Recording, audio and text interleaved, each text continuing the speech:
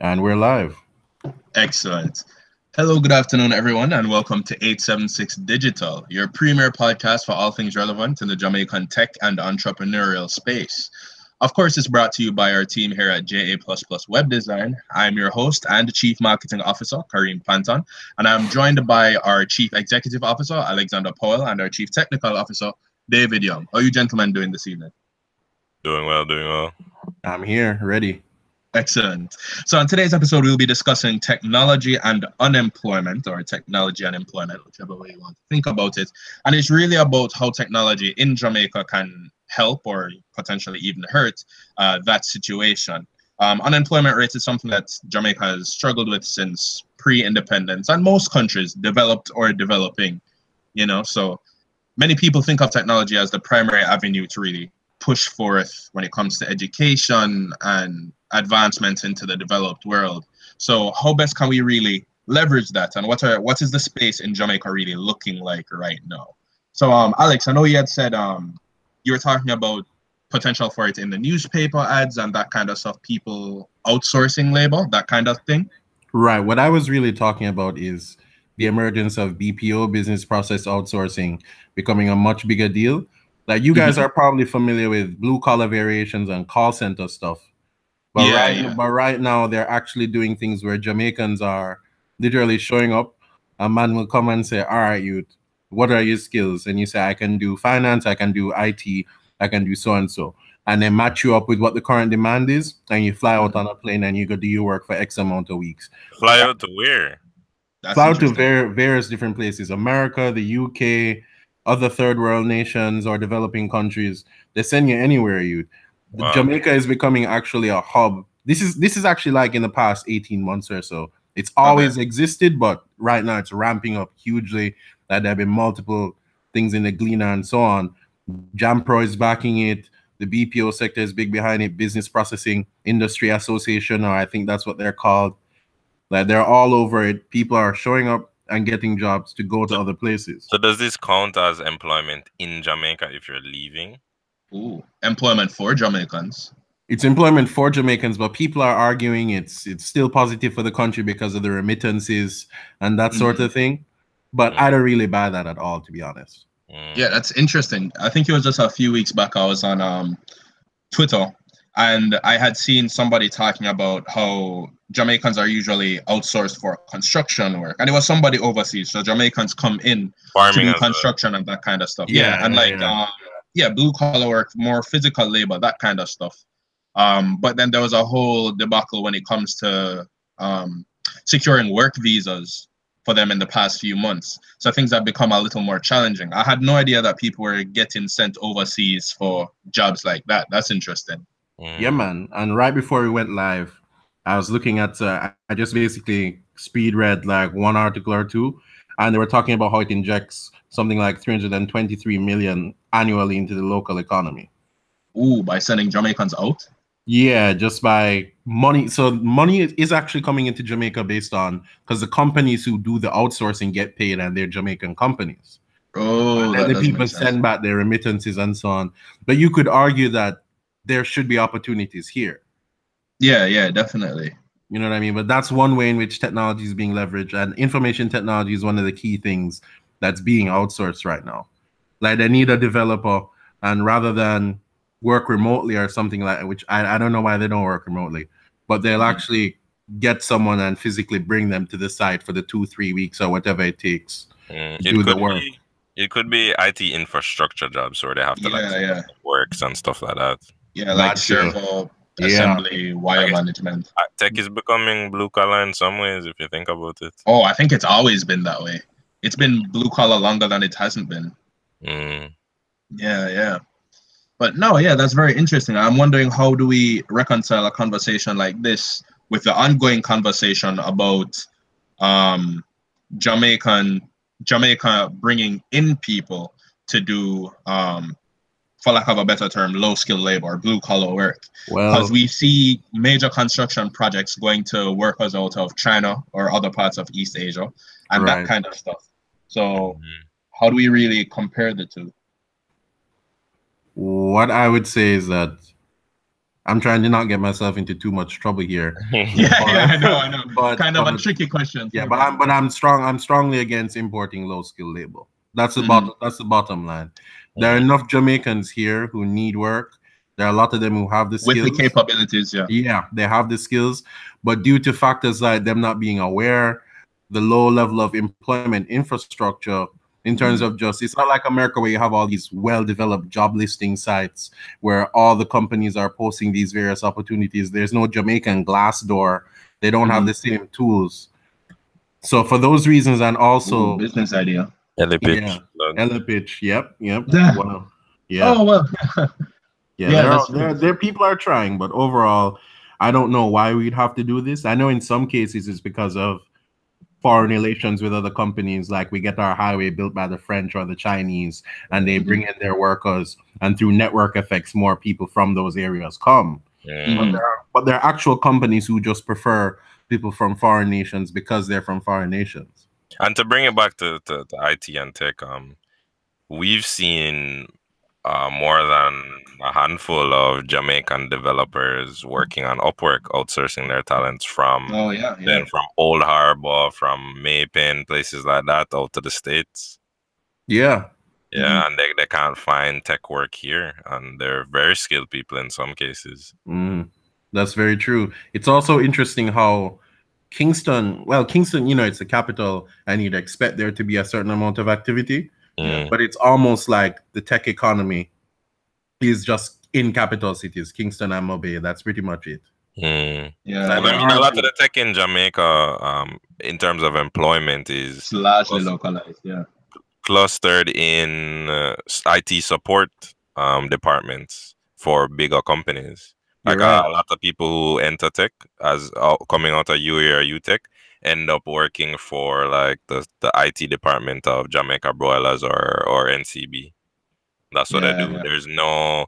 There hardly are any innovative companies in Jamaica, and we talked about that before with the lack of funding for those things here.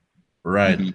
Yeah. Someone was telling me, a Campionite who was actually about 5 years behind us, who made me feel old, was telling me, do you guys remember when they tried to make IT e-learning? When if you did, I think, more than 9 or 10 subjects, you had to do IT. We did that. CSEC. A campion for CSEC. Oh, if you did 9 subjects, IT had to be one. Yeah.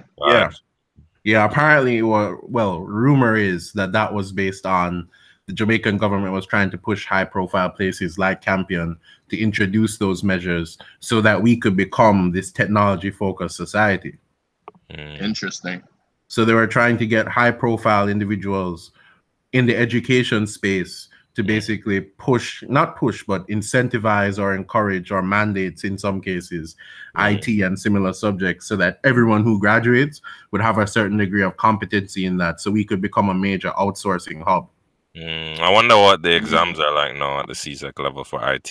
Yeah, that's true. Because I feel like a lot of people leave being proficient in the Office suite, but that's pretty much it.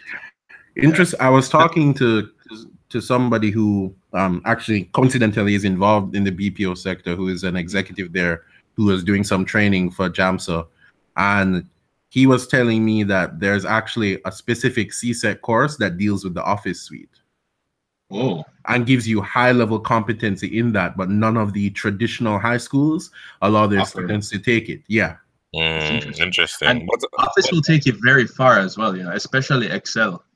Even when it comes down to the analytical and statistical tools that it has embedded in it, it's like it really can't be underestimated. Like, I'm doing a master's degree right now, and we're still using Excel. Of course, we use SPSS as well, but Excel in industry, you really can't beat it in terms of SPSS? It has. SPSS is another statistical analysis tool.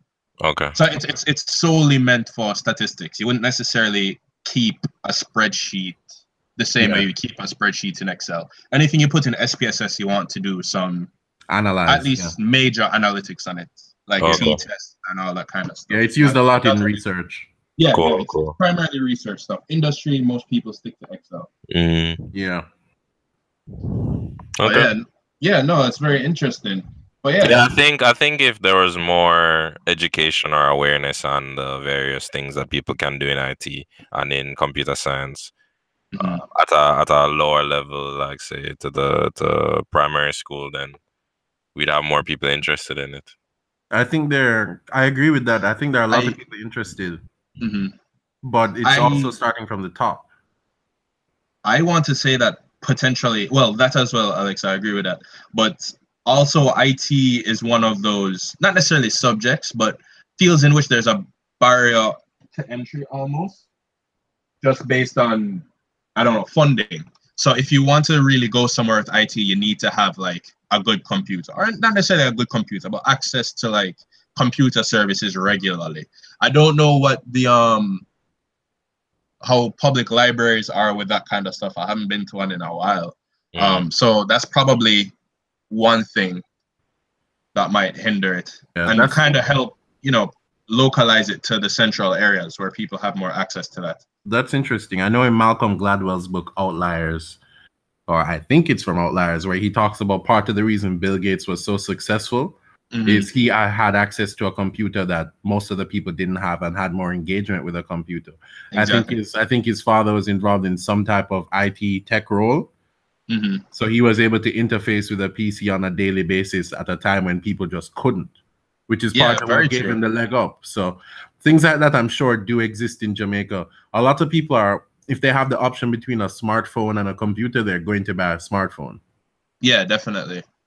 Because that has a lot more utility. Well, I want to say, yeah, utility is the right word for it, definitely. And going back to that point you just made, that's so applicable. I remember when I was in computer club at VAS, every now and again, my father would just shake his head and say, you know, the first time I even touched a computer, I was already in university.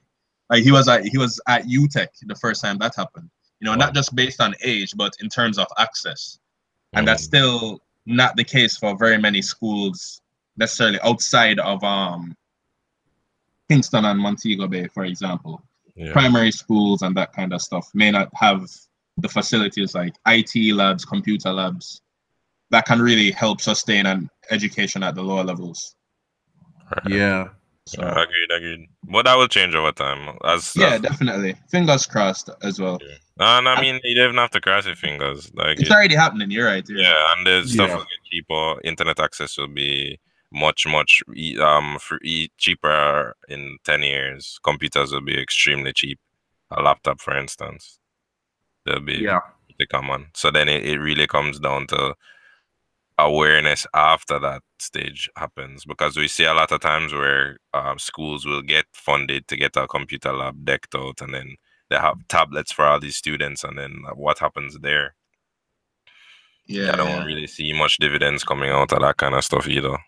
Also, it's because based on what I understand, it's that people are given the tools, but they're not necessarily well educated on how to best use those tools. Exactly, that's the point I'm making, the awareness. Yeah, people just, I mean, you give a bunch of students a bunch of tablets, and the person who's leading the session doesn't even really know how to use a tablet. Because I mean, and tech is very wide, right?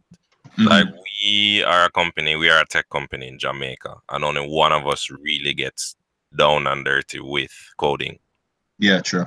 And you guys are you guys are players in the tech space as well, and you do marketing, you do client management, you do outreach, like lots of different things that you don't even have to write code for. And these are things that people could think about when they're in high school, when they're in college, as roles they can transition to when they start working. Project management, product management, customer support, liaising with existing users to get feedback, user testing, design. Like all these things, you don't really need a strong computer to get the skills to do. So it's really awareness. Yeah. That's very true. That's very true. That's where the innovation comes from, because it's not just like being able to code; it's all these other things. Like you have people who run top startups who can't really code that much. They just know how to run, how tech works, and how to sell it, and like what people are willing to buy. So there's that as well, and that's a side that transcends the idea that if you do IT in Jamaica, you're going to end up working in the IT department. The IT lab, not really having much career mobility. Like your ceiling is already set at that point, because you're not going to be making it to like a VP level if you're in the IT department, you know? Got you. Yeah, very true. One of the things Donald Kelly talked about in one of his podcasts was sellers moving through different spaces, which is also interesting because based on what you're saying, Young, someone wouldn't even have to seek an education that's related to IT or tech at all. To get involved in it. Yeah, they can just pursue. They can pursue econ. They can pursue stats. They can pursue marketing, business, entrepreneurship. Because once you're the process of selling, although obviously you adapt to industry, it remains largely the same. Project management remains largely the same. The overall auxiliary services that support tech, they don't really change that much over time or industry. Right. And I think it's that breadth of thinking that's also lacking in a number of other areas in Jamaica. Because I have a friend of mine that studied marketing and he wants to go into the music industry. He literally cannot play an instrument. The closest he's come is like, you know, drumming on a desk back in prep school.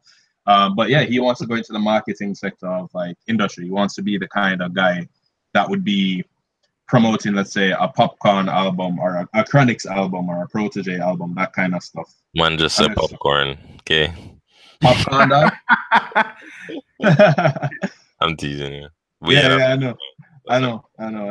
So yeah, it's definitely very interesting, and there's a lot of application for it. It's just, do we really have the space or the companies that are looking outside of the primary Kingston, Montego Bay? Well, this is what I mean by from the top, because although, you know, I'm not one to push for the government relying on them, but the individuals at the top of society who are responsible for governance and industry leaders and so on, they can do a lot more in terms of promoting approaches like this. Yeah, like I know for maybe you guys remember, but when we were in high school, Michael Leachin made it free to do certain CSEC subjects. You guys remember something like that? Yeah, POB, right? Maybe. I don't remember which ones they were. POB was free to take. It was free? Yeah. Or maybe like heavily subsidized. Yeah, but I mean, something like that will go a long way. Yeah, a long way. IT mandatory in high schools, you know?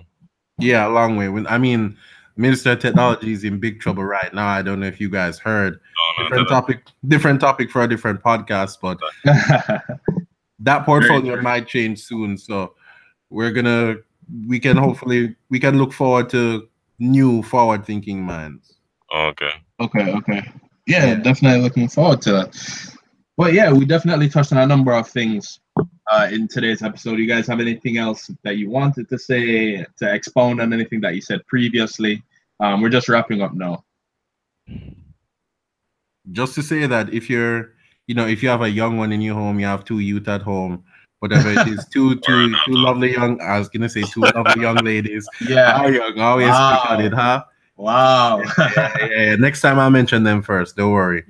But encourage them. You know, it's just about building a set of habits and interest and infrastructure. They may not want to do it or they may not, but just encourage them. If they ask for something related to technology, that could be their Christmas gift or that could be their birthday present or whatever it is. Just give them a chance. You might be surprised. Absolutely. I was talking with a freshman in college right now, and she's considering major in computer science. Already took maybe 3 or 4 classes on the track, and she said that her parents discouraged her from doing computer science because of how the jobs that people get in Jamaica. So the parents who are, I would venture to say 40s, 50s, are discouraging the children because the parents don't know what it's like, what a tech job could look like in the States or the future that Jamaica has if we get to the points that we're describing here. Yeah, true. Definitely interesting stuff. All right, gentlemen, of course, thank you for joining us once again. And to all the listeners out there, we hope you enjoyed this episode. If you're interested in looking back at our other episodes, please feel free to check out our YouTube channel at youtube.com/JA++, or check out our website, www.ja++.com. You can navigate to our team tab and then check out all the podcasts right there. That's it this week for 876 Digital. We hope you all enjoyed it. Thank you for joining us. and enjoy the rest of the evening.